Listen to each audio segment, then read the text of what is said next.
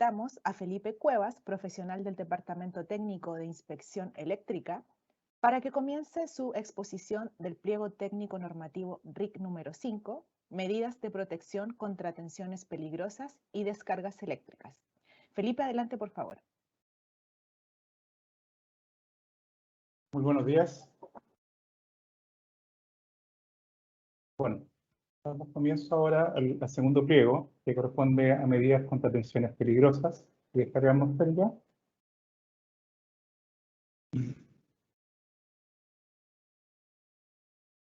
Bueno, como indicó Julio, seguimos la misma esquematización. Ahora pasamos al RIC 5, que básicamente podríamos decir que la mayoría de las indicaciones estarían más o menos en esta área de este esquema eléctrico. ¿Qué vamos a ver hoy día? Básicamente vamos a tratar de mantener la misma estructura que tiene la norma. Por lo tanto, vamos a partir desde los objetivos y nos vamos a quedar acá un poco más, con más detención a los tres últimos puntos.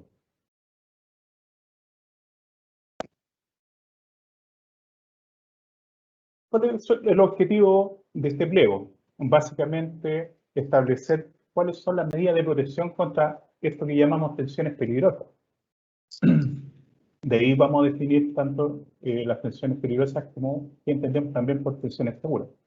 El alcance, como todos los pliegos de este reglamento, obedece a todo lo que es instalaciones de consumo de energía eléctrica a nivel nacional. Y referencia normativa, a diferencia de otras normas, esta solamente tiene dos. Una que tiene que ver con los efectos de la corriente sobre las personas y algunos seres vivos. Y la segunda indica algunas indicaciones de sistemas de protección, principalmente contra choque. Entrando ahora ya dentro de las exigencias generales, es importante destacar que cuando hablamos de medidas contra tensiones peligrosas, no son una medida aislada, sino que tienen que estar necesariamente, como indica el artículo 5.1, relacionadas con las puesta a tierra, que es el pliego que vamos a ver después del break. Entonces es importante entender eso, que toda esta medida y todo este esquema eléctrico, digamos, de alguna forma interactúa, y por eso es importante tenerlo presente. Aquí brevemente algunos contenidos que vamos a usar dentro de este capítulo para que se entiendan cuáles son estas medidas y su relación. Está basado en la norma 6479, que tiene que ver con los efectos de la corriente, que lo mencionamos hace unos momentos. Esta norma define 4 áreas o zonas de seguridad. La primera, solamente estamos hablando de 0,5 miliamperes, por ejemplo, la típica percepción que uno podría tener como un leve cosquilleo, pero ningún riesgo. Después, en relación de tiempo corriente, ya tenemos esta segunda área, que es la zona 2, que usualmente vamos a percibir ciertos efectos fisiológicos. Por ejemplo, cuando uno ya toca algo energizado y tiende como a sacar bruscamente la mano. Entonces, ahí estamos hablando en esta zona. Y aquí ya juega un rol relevante tanto el tiempo de exposición como la intensidad de la corriente a la cual se expone. Después, la tercera área, tenemos esta zona que está comprendida entre el área, los bordes amarillos, y aquí ya tenemos ciertos efectos, algunas contracciones, algunas dificultades respiratorias. Aquí ya es una zona que no es agradable ya entrar. Si se fijan, acá hay una referencia que habla de los 30 miliamperes, que por ejemplo el diferencial usualmente opera a esa corriente máxima. Entonces aquí, para que esté dentro de la zona segura, a 30 miliamperes debería operar antes de los 200 milisegundos. Ya entrando a la última área, que es la zona gris, que está limitada por la franja roja, aparecen dos curvas. La primera es cuando a esa exposición, el 5% de las personas sufre ya algún tipo de efecto mayor, por ejemplo, quemadura, paro cardíaco, paro respiratorio. Y ya sobre la línea, digamos, de la línea segmentada C3 hacia la derecha, ya estamos hablando que el 50% de las personas que se pongan, lo más probable es que sufran algún tipo de molestia. Entonces, con esto nos va a servir de insumo, digamos, para ir entendiendo las distintas medidas de protección. Entonces, entremos un poquito en materia. Hablemos de las tensiones seguras. Por eso las tensiones seguras se mantienen las que estaban en la anterior norma 4, es decir, para corriente alterna, 50 volts para zonas secas y 24 volts para lugares húmedos. Y estas tensiones seguras que llamamos corresponden a la que el cuerpo humano no debería tener ningún efecto riesgoso, como los vimos en la lámina anterior. Pero ahora se agrega en este nuevo RIC en la corriente continua y ya también se establecen los límites máximos para lugares secos, en este caso 120 volts, y para lugares húmedos 60 volts en corriente continua. Entremos ahora a un nuevo capítulo que es esquema de conexión. Esta sección no está en la norma anterior, pero vamos a dar algunas luces. Después ustedes pueden profundizar en los RIC. Para que entendamos, la norma especifica 3 esquemas de protección, que es el esquema TN, TT y el esquema IT. Vamos a ver si cambiamos el puntero. Ya. Entonces, la primera letra siempre va a tener relación con está conectada este punto respecto a Tierra. Entonces, el esquema más común que vamos a usar ahora es el TNS, que lo vamos a describir un poquito más adelante, que quiere decir que la primera Tierra tiene una conexión directa al punto de alimentación. Después tenemos la otra alternativa es que sea IT, y en este caso la conexión a Tierra está conectada respecto a una impedancia. No se preocupen porque después vamos a poner los esquemas, solamente estoy comentando algunos temas generales. Después tenemos la segunda letra, que puede ser como ya sea T o N, y en este caso, si es T, dice que las masas están conectadas directamente a Tierra, independiente de la alimentación. Y después ya cuando entramos a las letras que son como eventuales, que también están especificadas en esta norma, pero yo las dejé aquí un poquito más atenuadas porque por temas de tiempo no vamos a entrar, y más aún la norma especifica que solamente se deben usar en casos justificados. Pero sí la que vamos a usar va a ser la TNS, que en este caso la función del neutro y la del conector de protección están separados. Entonces ahora entremos un poco a cada uno de los esquemas que acabamos de indicar. Por ejemplo, el esquema TNS, también conocido como neutralización, es un esquema que, como podemos apreciar acá, es bastante conocido. ¿Por qué? Porque es el que usamos en las instalaciones interiores normalmente, perdón, las instalaciones de consumo, sobre todo lo que es vivienda. De hecho, el artículo 5.2 del reglamento 10, que van a ver en algunas sesiones más adelante, establece que todo lo que es alumbrado de vivienda debe utilizar el esquema TNS. Y el esquema TNS, como lo conocemos, tenemos tanto el conductor neutro como el conductor de protección conectado a lo más próximo posible a la fuente, y acá el conductor de tierra conectado a la masa, que es la conexión que, como les digo, usamos frecuentemente. También el segundo esquema que nos interesa presentar es el esquema TT, que es un esquema que se utiliza habitualmente en redes de distribución. ¿Por qué digo habitualmente? Porque hay zonas de repente rurales que tienen, no sé, un sistema que va por una sola fase, sistema tierra, etc. Pero en condiciones normales, digamos, el 99% del país tiene esquema de protección IT. En este caso, como podemos apreciar, aquí solamente el neutro va conectado a la fuente y el conector de protección es independiente, ya no va referido al punto de alimentación.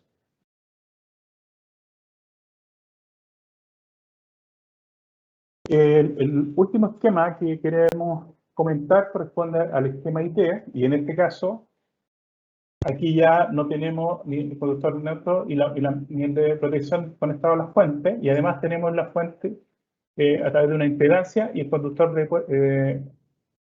de tierra, digamos, o de protección, se conecta directamente a las masas.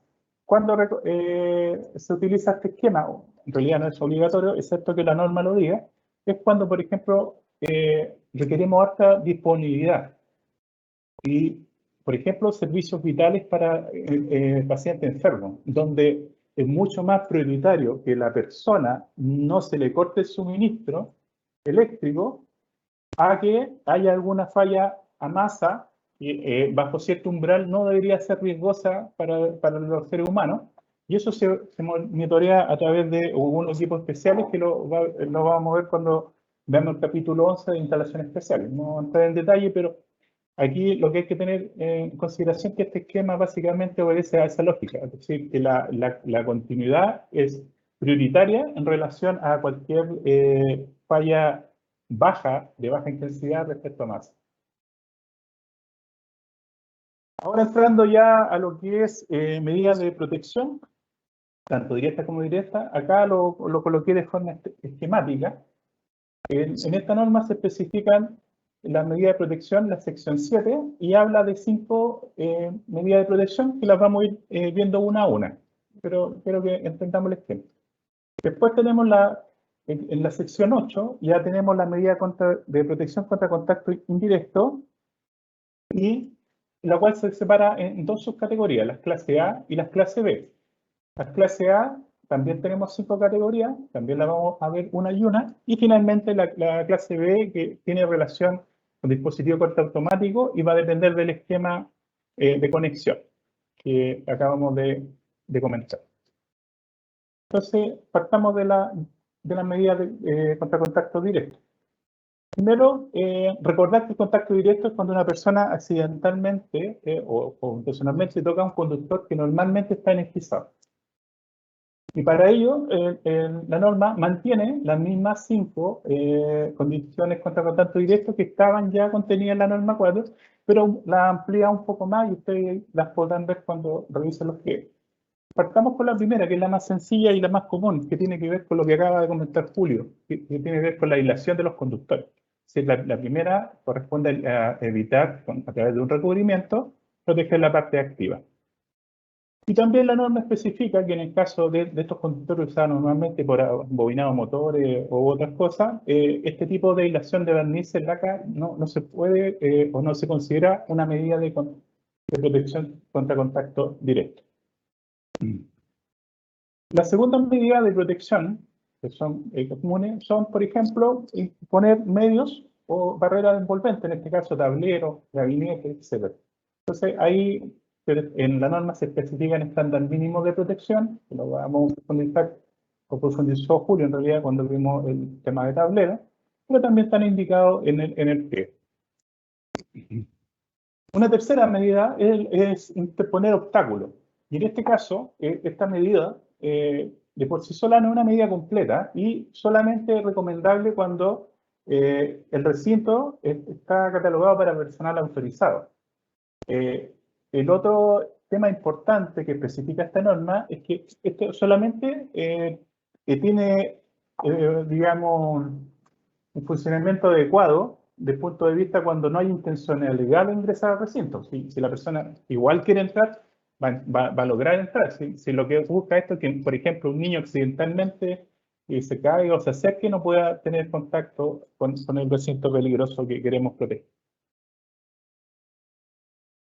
Una cuarta medida es ya destinar un área, que sería esta superficie, mirado de lado o desde arriba, en donde lo que buscamos es aislar a la persona, dejándola fuera de alcance de elementos conductores. Y en este caso la norma especifica en su anexo cuáles son estas distancias, por ejemplo, 2,5 metros de altura, o estirar el brazo más de 1,25 m, o si me agacho y tiro el brazo hacia abajo, hasta 0,75. Serían los alcances normales de una persona promedio. Pero al igual que el caso anterior, esta medida solamente aplica si yo de forma fortuita, digamos, no tengo contacto, porque si yo me subo a una silla, también puedo tener acceso y tener contacto con los conductores, como se indicó en el caso anterior. Ahora, otro aspecto importante tiene que ver que en el caso que estos trabajadores o personal autorizado que puedan tener, por ejemplo, trabajen normalmente con elementos ya sea voluminosos o de gran longitud, estas medidas ya no son suficientes y se tienen que determinar en cada caso. La quinta medida ya obedece al uso de protectores diferenciales, que hoy día ya se masifican en este nuevo reglamento, y recordemos que el protector diferencial por sí solo no es una medida de protección. Pensemos en el caso que yo puedo instalar un protector diferencial, pero si no tengo el sistema de puesta a tierra, no va a tener mayor implicancia o no va a incrementar la seguridad para las personas. Y también se consideran o se reconocen cuando estos interruptores diferenciales no sobrepasan los 30 mA. ¿Se acuerdan cuando vimos la primera lámina? Claro, si yo sobrepaso más allá de los 30 mA, la verdad que no se puede considerar como una medida complementaria de protección. Así que, así de forma rápida, recordemos que ustedes después las pueden profundizar en los pliegos. Ahí tenemos las 5 medidas para contacto directo. Dentro del diferencial, cabe recordar que aquí puse una nota que dentro de la quinta medida, hoy día se utilizan otros dos protectores diferenciales. Actualmente el que normalmente utilizamos es el AC, es decir, para corriente residual alterna. Pero la norma hoy día especifica para ciertas aplicaciones que ya sea debo usar clase A, en este caso es residual y pulsante, o clase B, y ya cuando tiene interferencia componente armónica. Entonces, dependiendo del uso, hay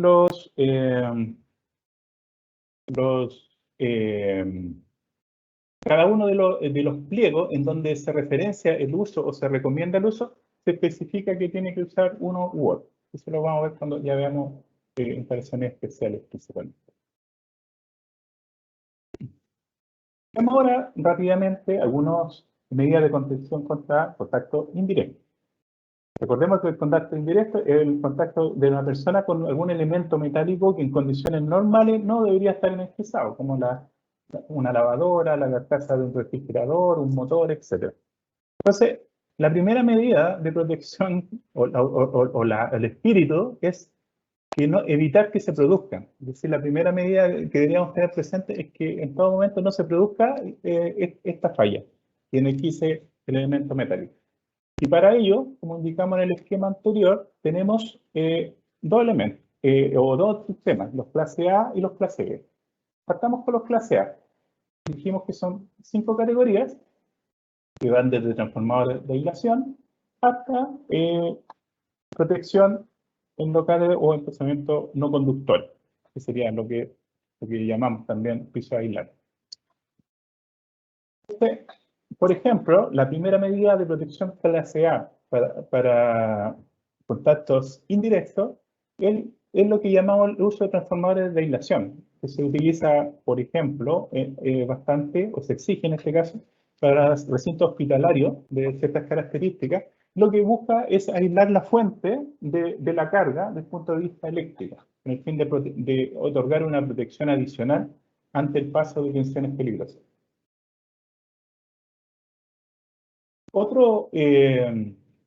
Una segunda medida de clase A se refiere a usar tensiones extra bajas o llamémoslos también como tensiones seguras.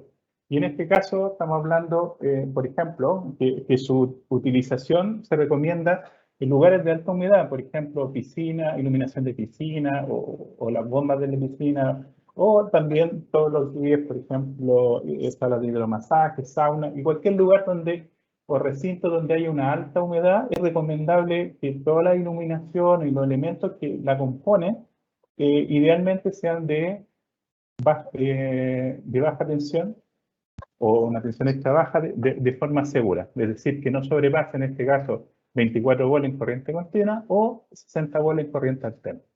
Perdón, otra vez. 24 volts en corriente alterna y no sobrepase tampoco 60 volts en corriente continua. Una tercera medida sería el empleo de aislación clase 2 o también conocido como doble aislación. La simbología la coloqué acá.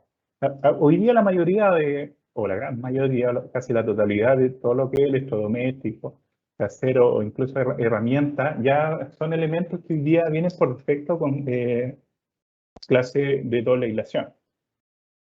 También quería anotar ahí, que es una nota, que a veces el fabricante, por alguna razón técnica, indica que, por ejemplo, ese elemento no se debe conectar a tierra. Y en esos casos, como mínimo, debería ser el equipo de doble aislación. Así que esta medida también está bastante amplio su uso, digamos, acá en Chile. Una cuarta medida, le estamos hablando de conexiones equipotenciales. Y aquí esta medida principalmente se usa con el fin de colocar todos los elementos a un punto común para que no se generen diferencias de potencial entre los equipos o los elementos y cualquier otra cosa que nosotros queramos evitar que se produzca una diferencia potencial. Y en este caso, en el RIC 11, en el punto 363, establece que para salas de preparación de yeso o salas de parto, se deben proteger tanto con protectores diferenciales como conexiones equipotenciales. Así que la norma igual da ciertas indicaciones con las cuales ustedes tienen que indicar. Y bueno, cuando ya veamos el RIC específico, hay también referencia a las normas a las cuales se tienen que referir para cualquier indicación ya más detallada. La última medida clase A corresponde al uso tanto de suelo como de paredes aislantes. Y en este caso lo que se deja es que todos los equipos queden fuera del alcance de una persona. Es decir, puedo tocar uno pero no toco el otro. Aquí hay una barrera, por ejemplo. O en el caso que llegue a tocar algún equipo, estos deben estar, por ejemplo, aislados respecto a otro, cosa que no se genere una tensión peligrosa. Pero ojo acá, para que esta medida de protección sea efectiva, en este caso, si la tensión de la red no sobrepasa los 500 volts, el piso debe tener como mínimo una resistencia de aislación de 50 kilos. Y en el caso que yo trabaje con una tensión superior a 500 volts, la exigencia de aislación del piso, de este piso o de cualquier pared no puede ser inferior a 100 kilo ohms. Cualquiera que no se cumpla ya se van a considerar, como está acá en la nota, que son elementos para efecto de este tipo de protección que no son suficientes y por lo tanto se considerarán conductores. Y ya esta medida ya no se podría utilizar.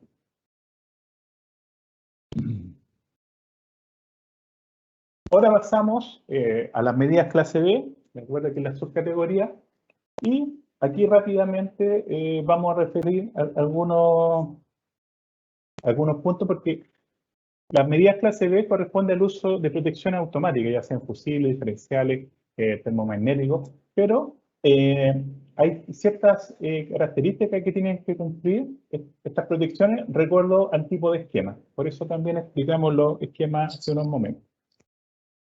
Entonces, veamos rápidamente, por ejemplo, para el caso TNS, que es bastante utilizado acá en Chile. En este caso, ante una eventual falla, por ejemplo, una falla conductora a tierra, se tiene que cumplir que esta corriente, por la impedancia del bucle, es decir, la impedancia del bucle se refiere a la impedancia completa que es del conductor, la tierra y todo, porque esté entre el punto de falla y la fuente, sea inferior a la tensión de seguridad, en este caso 50 o 24 volts, estamos hablando de corriente alterna, y además que esta corriente sea despejada según la tensión. Por ejemplo, para una instalación de 220 volts, el tiempo máximo de interrupción va a ser 0,4 segundos. Y en el caso de 380, 0,2 segundos. Entonces, cuando ustedes ingresen al pliego, hay muchas más especificaciones, pero acá lo que quería decir es que básicamente cada uno de los esquemas va a tener ciertos requisitos que se deben cumplir. En el caso del esquema TT, similar al anterior, entonces si hay una falla acá, se tiene que evitar que esta relación de resistencia, que como dice que el del bucle, es decir, toda la suma de resistencia que haya desde el punto de falla, digamos la resistencia del conductor más la resistencia de puesta a tierra, multiplicada por esta corriente de falla, siempre debe ser menor o igual a la tensión de límite de seguridad. Entonces, siempre el diseño tiene que garantizar al menos eso. Y la última medida de protección contra contactos indirectos. La CB es para el esquema IT. Recordemos que el esquema IT era el esquema que tenía la tierra de protección separada y la fuente además tenía una impedancia para limitar la corriente de fallo. ¿Por qué? Porque acá lo que se busca es garantizar la continuidad del suministro por sobre algunos puntos de seguridad. Pero ojo, no estamos exponiendo a las personas a un riesgo, sino que son fallas de aislación de cierto nivel que consideramos tolerables y que estarían bajo el umbral del límite de seguridad. Por lo tanto, cuando ustedes después entren al pliego, van a encontrar muchas de estas medidas y cada uno, según el tipo de conexión, les va a entregar tablas de tiempo, como la primera que vimos, y algunos requisitos especiales, como en cuándo tengo que usar protecciones diferenciales y de qué magnitud, y también cuándo tengo que usar, puedo usar, por ejemplo, automático o fusible. Así que lo invito también a revisar la norma y recuerden que cualquier consulta relacionada o alguna duda de interpretación, ustedes pueden hacer la consulta a través de la página web de esta superintendencia. Así que con eso, digamos, le damos término a esta primera parte de la exposición y volvemos con María Isabel y agradezco mucho su audiencia. Nos vemos.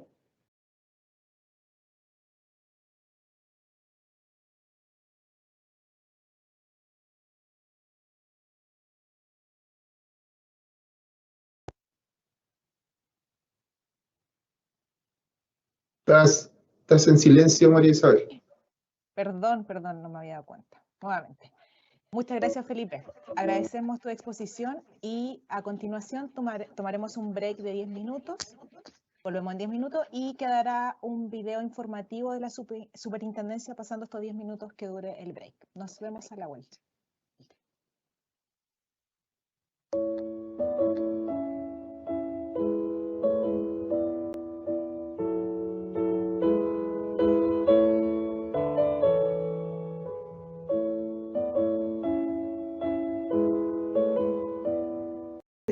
Pensando cumplir con nuestros 660 a las personas, 5 procesos, con el fin de asegurar 2020, 3.000.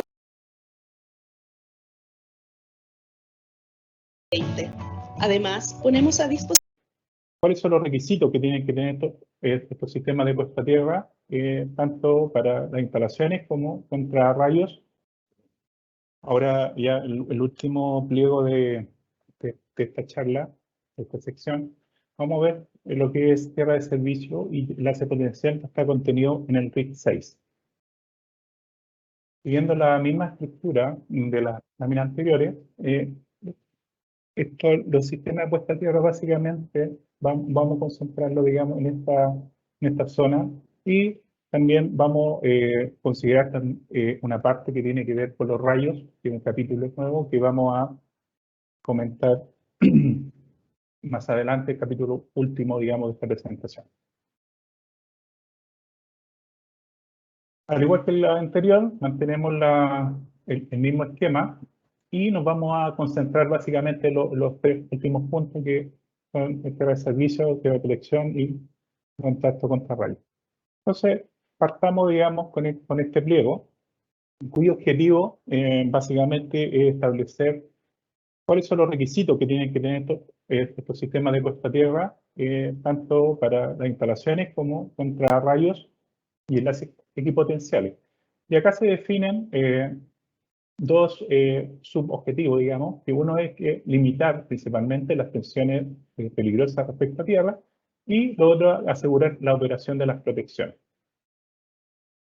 Y el alcance, al igual que el caso anterior, corresponde a instalaciones de consumo tanto en baja como en media tensión. Acá las referencias normativas son bastantes, porque digamos, son temas técnicos y muchas de estas normas son muy específicos en un tema en particular. Pero recuerden que acá cuando se hace referencia a alguna norma, esta se especifica claramente en el pliego, por lo tanto, el punto que necesitamos de esa norma se indica caso a caso. Pasemos a los requisitos generales, digamos, que contiene esta norma. Acá, en el artículo 5.1, describe cuáles, digamos, algunas características que deben cumplir este sistema de puesta a tierra, pero quiero recalcar lo que está indicado en color azul, que se refiere a la responsabilidad, por un lado, del diseño, y por otro, en este caso, el profesional que diseña el sistema de puesta a tierra va a ser responsable del diseño de este sistema. No así de su ejecución en terreno e instalación. Pero también quiero aclarar algo importante acá. Por ejemplo, si el problema del sistema de puesta a tierra obedece al diseño y no a la ejecución puede haber quedado perfectamente, pero el diseño estaba erróneo, en este caso el responsable de eso va a ser el diseñador. Por el contrario, si el diseño estaba correctamente realizado, pero la instalación fue deficiente, en este caso la responsabilidad la va a llevar el profesional que ejecute este sistema de puesta a tierra. En el punto 5.2 ya empezamos a hablar todo lo que tiene que cumplir básicamente respecto a tensiones de paso y contacto. Recordemos que las tensiones de paso es la que puede dar, en promedio se considera un paso de 1 metro y que una persona puede quedar sometida a una diferencia potencial cuando hay algún tipo de descarga en algún elemento eléctrico. Y el de tensión de contacto es cuando esta persona por alguna razón toca un elemento que puede estar con algún nivel de, digamos, de tensión respecto a su referencia de puesta a tierra. Y cuando colocamos la tierra, lo que hacemos de alguna forma es homogeneizar esto para evitar que estas tensiones sean cambios muy bruscos de gradiente y por lo tanto es una forma bastante más segura, digamos, para las personas.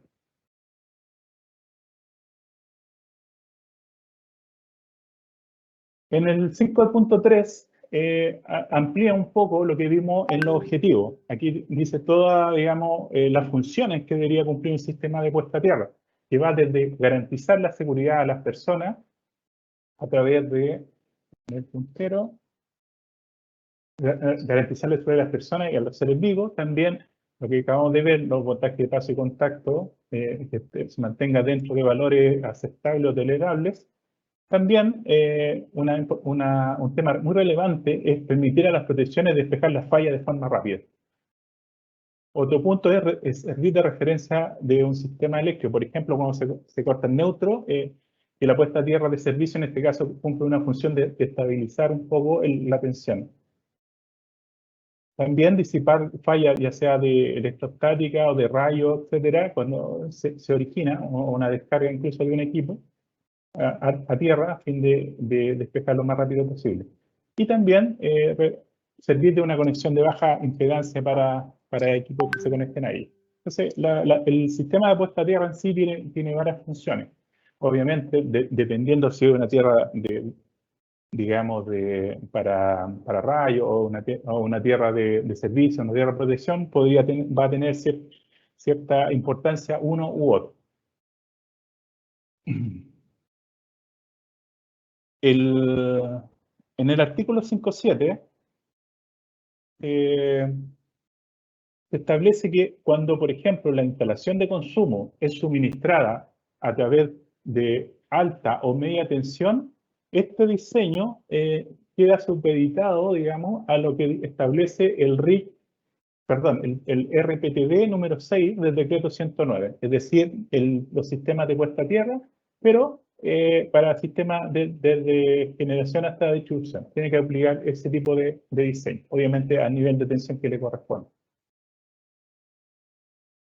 También se hace referencia al anexo 6.1 y esto es importante porque esto es nuevo y ahora se especifica la forma estándar, digamos, que se considerará para efectos de determinar estas tensiones de paso y contacto y cuáles son las tolerables. Y para eso se utiliza este anexo que está basado en el estándar internacional IEEE 80, que es uno de los estándares más masivos y reconocidos a nivel internacional. Otro punto que también es nuevo tiene relación con las puestas a tierra para edificios. Acá el requerimiento dice que se tienen que utilizar elementos de protección probados y estándar, digamos, que permitan dejar toda la estructura a un nivel de equipotencialidad y evitar los riesgos, digamos, desde el enmayado, digamos, del edificio. Entonces, en estos casos, por ejemplo, cuando hablamos de edificios, podría ser que tenemos más de una malla normalmente. Entonces, lo que establece esta norma, que estas mallas, por ejemplo, una tierra de protección, no sé, una tierra para la caída de rayos, etcétera, estas tienen que estar conectadas eléctricamente entre ellas. Ya no podemos tener tierra aislada. Y también, para el caso de edificios de gran altura, también recomienda interconectarla en distintos puntos. Y estas serían las bajantes, por ejemplo, para una puesta a tierra contra rayos, por ejemplo. Entonces, ¿qué es lo que debemos evitar? También lo especifica este RIC, es lo que está indicado acá, por ejemplo, en la figura 2, que muchas veces se hace otro sistema y dicen, conectémoslo a la tierra existente, y no hay ningún estudio de por medio, no llegan y se unen. O el otro efecto es decir, no, yo no me voy a involucrar con la instalación y voy a dejar mi tierra aislada. ¿Qué termina pasando? Que se empiezan a transferir tensiones peligrosas entre las tierras. Entonces, siempre se debe tratar de garantizar la potencialidad y para ello la norma especifica, digamos, cómo hacerlo. Así que ahí ustedes pueden profundizar, pero digamos, es el objetivo, digamos, de este punto. También, continuando ahí en el 5.11.1, también hace referencia al anexo 6.4, que es donde se definen cómo tienen que ser las características de estos conductores que se van a usar para hacer la conexión de equipotencialidad. Y en este caso, si se fijan acá, establece las secciones de estos conductores que deben cumplir para hacer las uniones entre mallas. Y también, aquí le pongo una nota que en distintos pliegos se van referenciando, digamos, estas conexiones equipotenciales, para que lo tengan presente de acuerdo al tipo de instalación que estén realizando.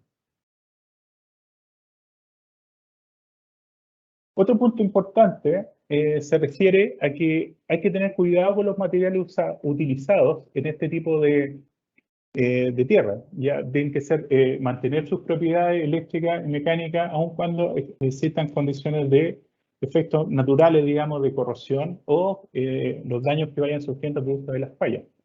También especifica claramente que no puedo conectarme a, por ejemplo, tuberías de agua o de gas o cualquier otro elemento con mi sistema de puesta a tierra. Y el 8.5, que está más adelante, pero lo que he unido acá, es que dice que los electrodos de puesta a tierra deben garantizar que su resistencia a la corrosión, que está mencionada acá arriba, tenga como mínimo 15 años. Es decir, en el caso eventual que el terreno por alguna razón tenga mucha acidez, o sea, un terreno corrosivo, se tienen que tomar los resguardos, ya sea con algún tratamiento o algo, para evitar que estos conductores se vayan dañando y con el paso del tiempo, o en menos de 15 años, terminemos con un sistema de tierra que es insuficiente para asegurar a las personas o a las instalaciones respecto, por ejemplo, de una caída de un rayo o una falla importante. También en el punto 5.15 se cambia un poquito los tamaños, ya sea de la camarilla como de la cámara de registro, y ahora la camarilla ya no es de 100 como está indicada en la antigua norma 4, sino que es de 160 milímetros de diámetro, y las cámaras de registro son de 30 por 30 como mínimo. Eso, digamos, el piso, no quiere decir que necesariamente tenga esa dimensión. También en esta norma se entrega una serie de anexos que le van a ser, por ejemplo, orientativos, como el anexo que está en la tabla 6.2, que especifica algunas resistividades de terreno de características que pueden usar para una referencia preliminar de la red, perdón, del diseño de la malla. Asimismo, el anexo 6.6 entrega cuál es el procedimiento de resistividad de terreno para medirla y especifica que puede ser ya sea por el método de Schlumberger o Benner.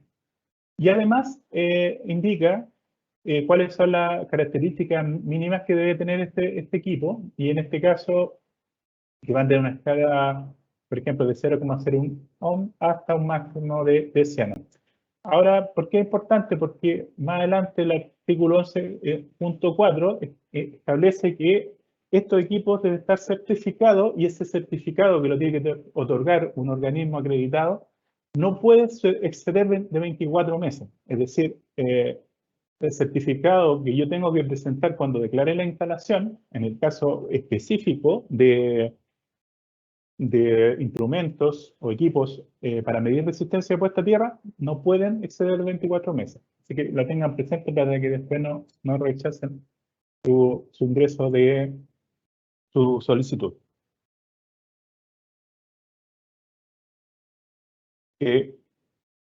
Otro punto quiero destacar es que, bueno, acá en el artículo 11 se indica cómo debo medir la resistencia de puesta a tierra, no la resistencia de terreno, ya eso es lo que vimos antes. Ahora estamos hablando de la resistencia que va a tener el sistema de puesta a tierra al final.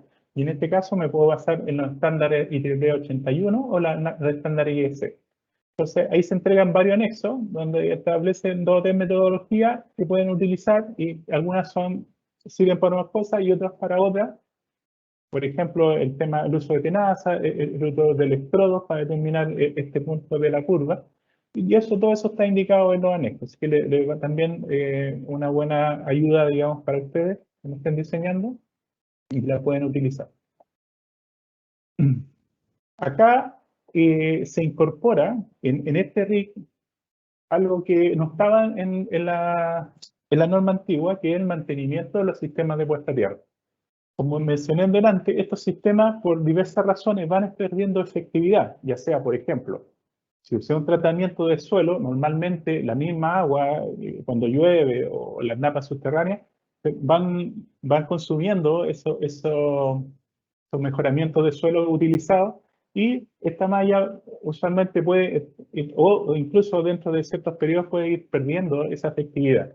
Entonces también esto se puede dar por corrosión o porque la malla en algún momento, por ejemplo, cayó un rayo y dejó delicada algunas conexiones. Entonces hay distintas razones por las cuales una malla puede ir degradando.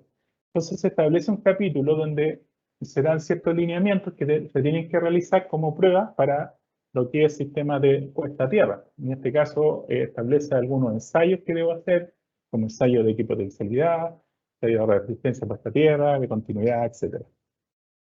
Y también establece cómo debo registrar esos trabajos de mantenimiento. Entonces, también especifica ciertas condiciones, qué nivel de corrosión encontré, por ejemplo, qué valor de puesta a tierra. También establece que debo dejar registro fotográfico, por ejemplo, y en el caso también mantener los certificados de calibración de los equipos. Entonces, este capítulo también es importante que después lo puedan profundizar porque es un cambio importante que se produce en esta norma. Entremos ya a lo que es las tierras específicas propiamente tal. Entonces tenemos la tierra de servicio por un lado, que es recordemos que la tierra de servicio es la puesta a tierra del neutro, y su objetivo principal es evitar que se produzcan tensiones que sobrepasen los 250 volts. Y en este caso, el artículo 6.1 establece que esa resistencia no puede superar de 20 ohms. Todo lo que hemos hecho instalación en algún momento sabemos que con una barra o con un elemento es difícil muchas veces llegar a esos 20 ohms por las características del terreno. Entonces, cuando se produzca esa problemática, pueden hacer uso ya sea del artículo 6.2.1, que la instalación es menor a 10 kW, o en su defecto el 6.2.2, siempre y cuando en ambos casos tiene que existir la conexión TNS, que lo especificamos en el RIC anterior. Y ahí dice cuál es la especificidad, por ejemplo, de los automáticos que debo usar, en este caso unos generales de 300, y adicionalmente cada circuito debe estar protegido por 30 mA. Y en ambos casos, si se fijan, en ninguna de las opciones esta tierra podrá superar los 80 ohms. Entonces, pero sí ya tenemos una holgura respecto a los 20 ohms del diseño cuando no lo puedo lograr por defecto. Así que para que lo tengan presente, hay ciertas consideraciones que vamos a tener que tener al momento de diseñar. También ahora lo dice explícitamente que el conductor neutro de cada instalación, ya sea TN o TT, debe estar conectado a tierra. Recordemos que el esquema IT no tiene el neutro conectado a tierra, así que por eso no aparece acá. Y a diferencia, por ejemplo, del anterior, en el anterior se decía que el conductor neutro no debería colocar protecciones, excepto en los casos que actuara simultáneamente con los conductores activos. Ahora no, ahora cambia y por defecto el conductor neutro debe estar protegido con un corte omnipolar que garantice el corte, digamos, de todos los conductores. Entonces este es un cambio relevante, digamos, respecto a la versión anterior. Otro punto tiene que ver con las secciones de los conductores del neutro. Recordemos que antiguamente íbamos a la tabla 10.21 de la norma 4 y decíamos, ok, para una sección, por ejemplo, entre 35 y 70 milímetros, usa base 16 milímetros para el conductor de tierra. Eso ya no corre y ahora, como explicó Julio cuando vimos conductores, ahora va a depender de cómo las características de esta instalación para yo diseñar ese conductor. Por ejemplo, en el caso de una instalación monofásica, el conductor del neutro tiene que tener la misma sección que de la fase, el conductor de tierra. En el caso de una instalación trifásica, que suministre cargas normales, digamos, carga principalmente resistiva o inductiva, como las características que hablamos, incandescente, calefacción, fuerza, etc. Ahí, al menos, les digo, porque podría ser más, el conductor neutro va a tener la misma sección de las fases.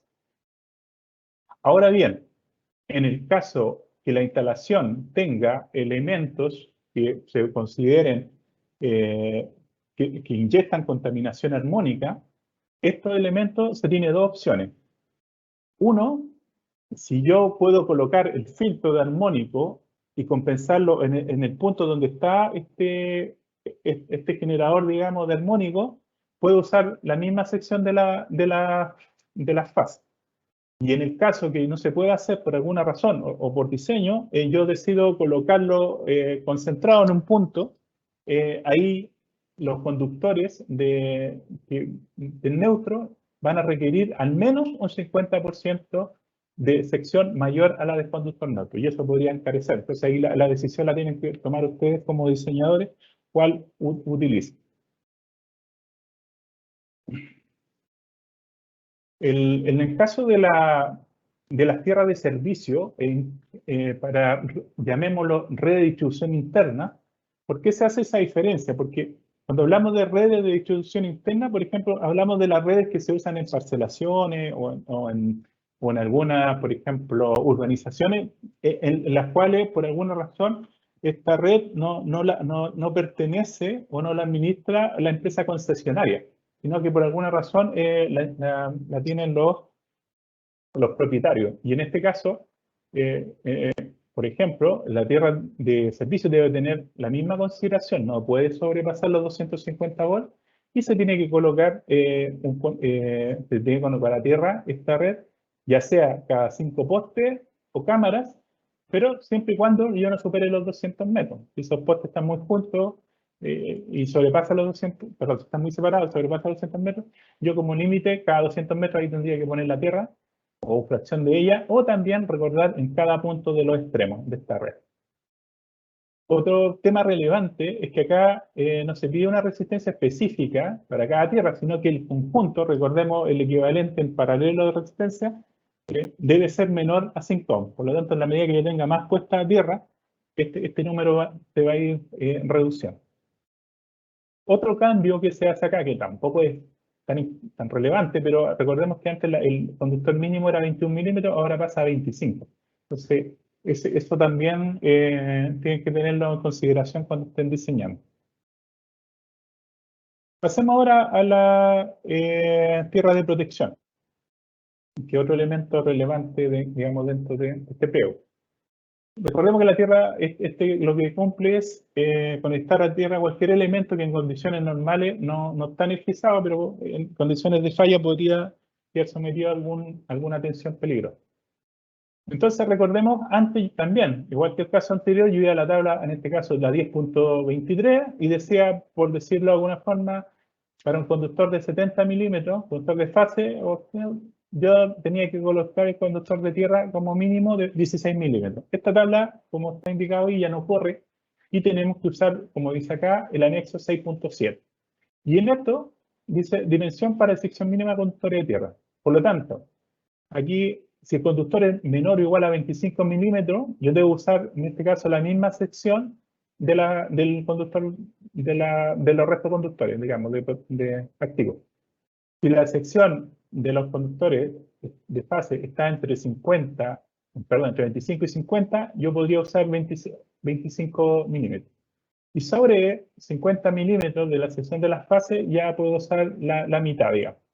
Si hacemos una comparativa con la tabla anterior, por ejemplo, aquí en 50 yo puedo usar 16 milímetros. Ahora con 50 yo debería usar 25. Entonces hay ciertos ajustes ahí que tienen que tener en consideración. Porque podría encarecer un poquito más el proyecto, pero es por tema de seguridad. Otro punto relevante acá tiene que ver con el tipo de tecnología que tengo que usar para la puesta a tierra. Y en este caso, cuando sea visible, digamos, esta conexión, puedo seguir usando abrazadera, pero en general todas las uniones se recomienda que sean exotérmicas. Y, como le dije, cuando la unión es visible, como el caso que está indicado aquí en la figura, ahí yo puedo usar alguna prensa o alguna abrazadera. Y también lo puedo complementar con soldadura, pero como un elemento adicional, en conjunto con la abrazadera. Ahora bien, todas las uniones que queden bajo la tierra, es decir, que ya no sean visibles, todas esas tienen que ser con soldadura exotérmica o algún conductor apropiado, algún conector apropiado, perdón. Así que ya hay ciertos elementos que yo no puedo usar, por ejemplo, soldadura, etcétera, soldadura tradicional, digamos, de plomo estaño, sino que ya aquí tengo que usar una soldadura de alto punto de fusión. Veamos ahora, comentarle, aquí solamente traté, por razones de tiempo, de destacar los principales cambios. Muchas cosas se mantienen respecto a la norma anterior, así que quise destacar, digamos, esos cambios para que lo tengan en consideración. Hablemos rápidamente de las protecciones contra rayos, que es un capítulo nuevo. En este caso, lo que establece la norma dice que cuando por condiciones se requiera o cuando el nivel será único, es decir, la caída de rayos por kilómetro cuadrado tenga cierta magnitud o que se define a través de estudios, ya sea de norma IEC o NFPA 780, yo debo instalar alguna protección contra rayos. Y en este caso, así solamente como nota, recordemos que la zona más expuesta en Chile corresponde a la zona norte y también la zona cordillerana. Y principalmente sectores, por ejemplo, donde hoy día está la minería o sectores muy cerca, como digo, de la cordillera. Pero eso no quiere decir que a lo mejor más lugares más cercanos a la zona central no pudiéramos tener caída de rayos. Eso se tiene que estudiar, se tiene que determinar caso a caso. Y también va a obedecer a los requerimientos de diseño. Que, por ejemplo, a veces puedo tener por decir algo, no sé, un data center y por seguridad me quiero asegurar que aunque no caigan muchos rayos, le hago una protección contra rayos, pero va a depender del diseño, como le indico. Lo importante es que cuando determine que tengo que usarlo, me tengo que basar en las normas que se establecen en este artículo, o en esta sección 3. En el 13.2 establece que los pararrayos deben ser tipo Franklin o alguno que pueda determinar en la norma. Y estas puntas, digamos, están en los extremos superiores de la instalación. Acá tenemos las bajantes y acá tenemos, por ejemplo, la puesta a tierra. Entonces, estos elementos, hoy día recordemos que se tienen que conectar, no puede ser la tierra de los rayos independientes de la otra resto de las tierras, así que también se tienen que considerar cuando se diseña esos riesgos, digamos, ante una caída de algún rayo. El otro punto que quiero destacar es que también la norma establece cuál es la metodología de diseño. Y en este caso es lo que se llama el método electrogeométrico o también conocido como de esfera rodante, que acá en esta figura se ejemplifica. Se determina un diámetro, se calcula, y sobre este diámetro voy como haciendo rodar esta pelotita ficticia por el edificio o la estructura, y ahí me va terminando en estos puntos donde, digamos, entre los puntos donde se juntan estas esferas, es donde estarían los puntos más riesgosos, y ahí se determina la ubicación tanto de los pararrayos como la cantidad de bajantes, etc. Aquí vemos, por ejemplo, un esquema de, al pasar esta esfera rodante virtual, digamos, y acá cómo debería quedar el esquema respecto de la protección contra rayos. Así que todo esto lo van a poder encontrar, digamos, en las normas que ustedes usen de referencia, pero son aceptadas cualquiera de las indicadas acá. También, a términos general, se indican algunas tablas que le pueden servir de referencia, por ejemplo, para elementos de captación, bajante, cuáles serían sus espesores y los tipos de elementos que tienen que estar constituidos. Esto igual, dependiendo de cada norma, ustedes pueden usar las que les recomiende ese estándar. Pero lo importante es que van a poder encontrar distintos elementos dentro de esta norma que les permitan diseñar estos sistemas de puesta a tierra, y recordemos que el objetivo de los diferentes pliegos es establecer básicamente las condiciones de seguridad mínima. Por lo tanto, cuando ustedes diseñen van a tener que tener todas esas consideraciones, pero como mínimo es lo que les exige este estándar.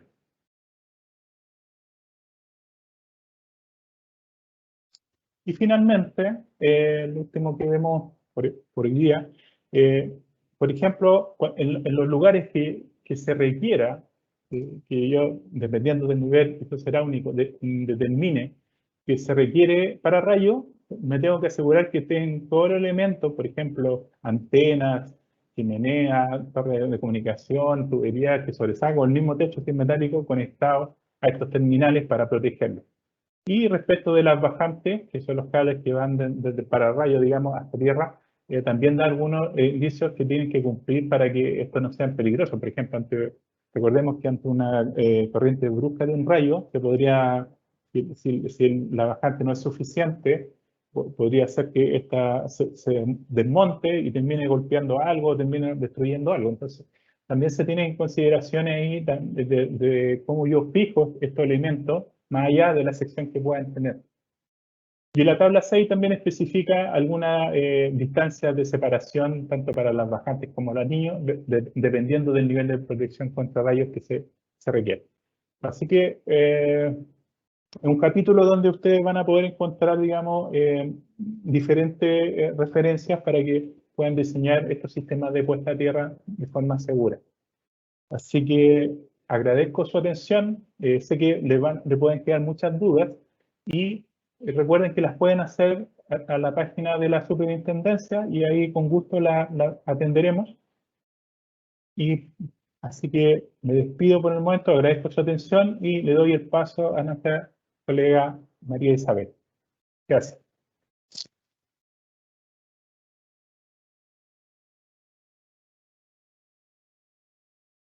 Muchas gracias, Felipe, por tu presentación.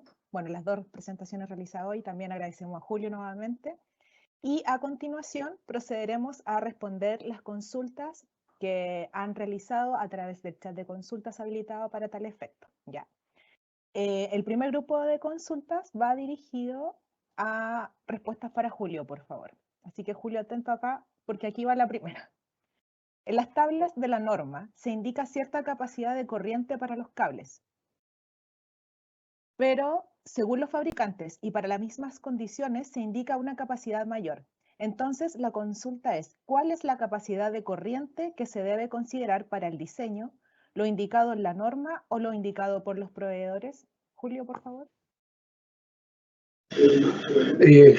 Siempre se debe utilizar lo que está indicado por la norma. Ese es el principio, porque, como les comenté, los fabricantes te pueden decir que el conductor tiene ciertas características del conductor y te está diciendo tiene esta capacidad, pero el fabricante no te está diciendo si ese conductor en qué tipo de montaje tú lo vas a utilizar. Entonces, primero la norma tiene dos consideraciones. Tiene la consideración del tipo de montaje y también los valores de seguridad que tú siempre tienes que dejar en un conductor. Entonces, la norma considera todos esos aspectos, por lo tanto, siempre lo que vale es la norma, ¿ya? El fabricante te va a decir una tabla, que es una tablita que antes entregaban, pero esa no sirve, porque lo que realmente se utiliza ahora es la norma. Tú tienes que ver qué tipo de montaje va a utilizar ese ducto, esos conductores, si es sobrepuesto, si es embutido o preembutido, porque de acuerdo a esas condiciones es que el conductor se ve afectado a los cambios de temperatura, por lo tanto esas consideraciones están determinadas en la norma. Siempre se debe seguir lo que dice la norma. Ya, perfecto. Muchas gracias, Julio. La segunda consulta. ¿Cómo diferenciar los códigos para ductos subterráneos cuando se instalan jardines, circulación peatonal, cruce de calles, etcétera? Ya, que debe existir esa pregunta porque la norma antigua separaba los requisitos de ductos, por ejemplo, si iban en jardines o si iban en lugares donde transitaban vehículos. Ahora la norma es un puro código y ese código sirve para cualquier tipo de montaje. O sea, para cualquier tipo de instalación, ya sea en jardines o en lugares donde pasen vehículos, el ducto está preparado para soportar todas esas condiciones. Ya no, recuerdo que la categoría anterior estaban basados en condiciones que no eran utilizados para ductos principalmente eléctricos, ¿ya? Ahora la norma establece que esta es la condición que se debe utilizar. Eso no quita, por ejemplo, y también una pregunta por ahí, que no quita que se utilicen conductores que sean fabricados de fabricación americana, porque la norma IEC lo que establece son las condiciones que tiene que soportar ese ducto, condiciones mecánicas, son todas las condiciones. Por lo tanto, da lo mismo como tú lo fabriques, siempre y cuando seas capaz de ser no propagador de la llama y seas capaz de soportar todas las condiciones mecánicas, tú puedes pasar esta certificación. Por lo tanto, eso es lo que establece la norma. Ya, perfecto. Gracias, Julio.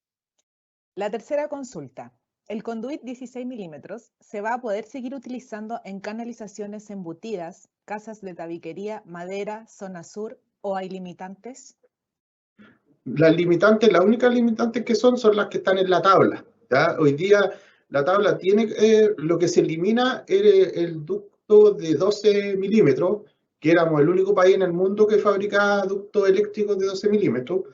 El de 16 queda, pero queda condicionado según el tipo de conductor que utilicen. Acuérdense que uno ve la utilización del conductor y los conductores dependen de la chaqueta de aislamiento que tenga, qué tan gruesos son. Entonces yo tengo que irme a las tablas que les mostré, buscar el tipo de conductor y ahí ver hasta cuántos conductores puedo usar con el ducto de 16. No son muchos, no sé si soporta 3 o 2 máximo, hay que mirar la tabla. Perfecto. Muchas gracias, Julio, por responder las consultas que estaban dirigidas relacionadas con las presentaciones de hoy. A continuación, invito a Felipe Cuevas, por favor, para responder las consultas que fueron dirigidas hacia él o en atención a sus pliegos expuestos. La primera consulta, Felipe. ¿Qué valor debe tener un sistema de puesta a tierra domiciliario? Tu micrófono, Felipe, por favor. Ya. Agradezco la pregunta, como dice nuestro ministro. Bueno, esto está especificado en el 6.2, donde dice que el sistema de puesta a tierra no debe exceder de 80 ohms. Digamos, ese límite. Pero también da dos indicaciones. Dijimos el 6.2.1 y el 6.2 da algunas limitaciones. Entonces, cualquier sistema de puesta a tierra domiciliario debe estar comprendido entre un máximo de 80 ohms sin ninguna medida adicional, perdón, de 20 ohms, o un máximo de 80, tomando algunas consideraciones de seguridad. Perfecto, muchas gracias, Felipe. La segunda consulta. De acuerdo al punto 6.4.3 RIC 05, dice que se debe unir el neutro y protección en el electrodo. ¿También es necesario realizar esta unión en el tablero? Ya. Mira, buena pregunta. Recordemos cuando vimos el esquema de protección GNS Normalmente, cuando el tablero, si se fijan, o por ejemplo, un tablero pequeño trae unas barras para tierra, que es aislada y que permite que todo el tablero quede conectado a tierra, y en el caso del neutro viene separado, viene con un aislante, por lo tanto no se puede dejar conectado. Recordemos que el esquema lo que indica es que esta unión preferentemente debe realizarse lo más próximo posible al punto de la fuente, en este caso al empalme. Es decir, no es aconsejable, o mejor dicho, no deberían hacer uniones en otros puntos porque podrían afectar la corriente cuando se produzca alguna falla. Así que deben respetar, digamos, las disposiciones que están hoy día en el reglamento. Gracias, Felipe. Tercera consulta.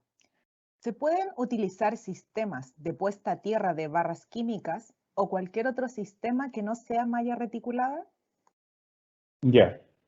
Mira, todos los sistemas que están permitidos están indicados en el pliego 6. ¿Ya? Y además se acompaña un anexo en donde salen distintos diseños de puesta a tierra, desde la tradicional barra hasta incluso está permitido un elemento que sea no reticulado. Así que, digamos, si está permitido en la norma, lo pueden utilizar. Pero, insisto, las condiciones de diseño y la responsabilidad del mismo van a recaer en este caso en el usuario.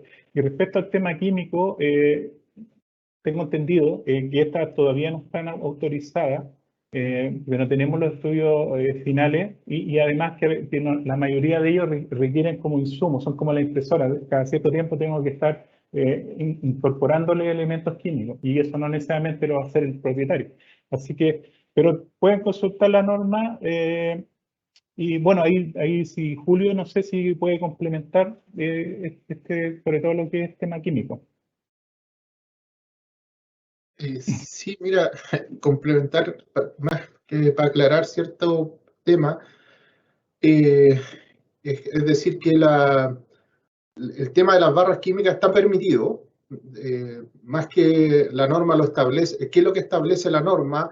Primero establece, si estamos hablando de sistemas de puesta a tierra de baja tensión, ¿qué es lo que yo debo preocuparme? Del voltaje de seguridad. Es decir, que si en el caso de una falla yo voy a tocar una superficie, el voltaje de seguridad no sobrepase ese valor para yo no sufrir un accidente. Entonces, el sistema de puesta a tierra yo lo tengo que diseñar si es para baja tensión con esas condiciones. Si es para alta tensión, tengo que preocuparme de los voltajes de paso y contacto y ahí está definido cómo se hace. Lo que a lo mejor se refiere Felipe es, en su momento existía, no sé si muchos tuvieron que haber conocido, un electrodo activo que se llamaba. ¿Ya? Ese electrodo activo no es que antiguamente se hizo una consulta a la SEC y se preguntó si se podía utilizar y la respuesta de la SEC dijo que sí, y en ese momento la gente lo estaba utilizando como que fuera algo mágico. Yo instalo este sistema en el norte, en el sur de Chile y me da el valor de tierra y listo. Pero la regulación deja bien claro que lo importante no es el valor de tierra, lo importante son los voltajes de seguridad.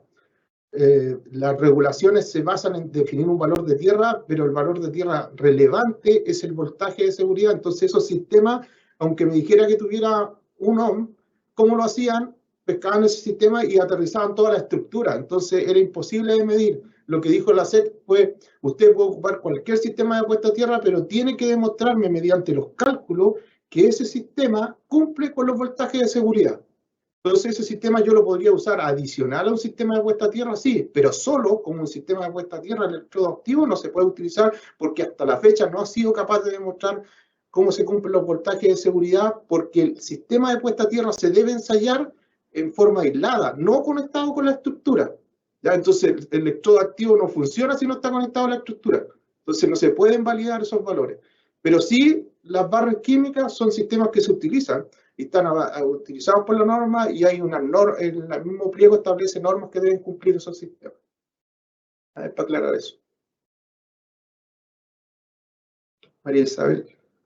Muchas gracias, Julio y Felipe, por la respuesta complementaria a esta consulta. Y finalmente, la última pregunta para Felipe es la siguiente. ¿Las cadenas de un edificio en construcción se pueden utilizar como tierra? ¿Se conectan entre sí? ¿Es necesario al final conectar una barra Cooper adicional o es obligación aterrizar el sistema en una malla de servicio? Ya, mira, de por sí, recordemos que las cadenas y las uniones que tienen las cadenas obedecen a otra función, que tiene que ver con la estabilidad del edificio estructural, pero no necesariamente tiene un buen comportamiento eléctrico. Por lo tanto, como indiqué en el pliego, se debe referenciar a la norma y utilizar las medidas de conexión que son recomendadas ahí.